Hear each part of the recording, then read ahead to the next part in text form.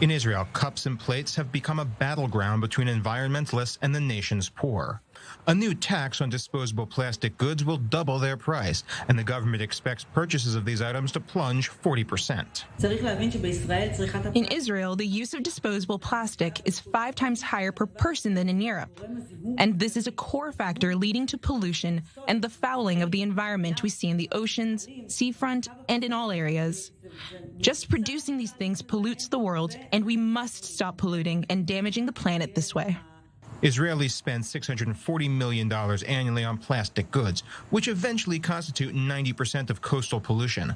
Tel Aviv, for instance, ranks third among Mediterranean nations for marine plastic trash.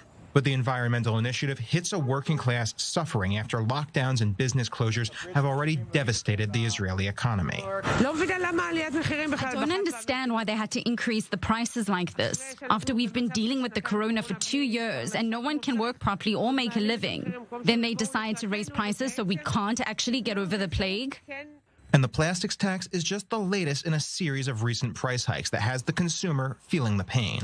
As the economy reopens after pandemic disruptions, demand for fuel is raising prices. Import costs have rocketed because of the global shipping crisis. And all of these extra costs have been passed along to the consumer. Many Israelis say the latest tax is suffocating. Things that you bought for a shekel are now 4 shekels. So how much can you really buy? And it's just in our country that this is going up. Nowhere else, just in our country. There are so many extra costs here. Just a few days ago, gas went up. Soon electricity will go up, soon water will go up. And it seems you're just paying to breathe. Israel consistently scores one of the highest costs of living among OECD nations, and those prices are hammering Israel's poorest classes. Here in the ultra-Orthodox city of Bnei Brak, it is most apparent, where donation boxes line the streets, and begging is often the difference between feeding families and not. The ultra-Orthodox community is one of Israel's biggest consumers of plastic goods due to having massive families and religious gatherings characterized by communal meals.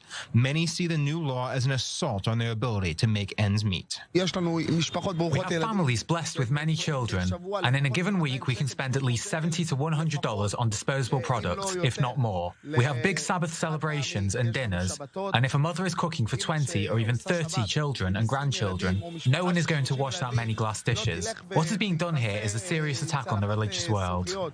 But backers of the new law say it's a simple matter of economic behavior, the principle that the polluter should pay.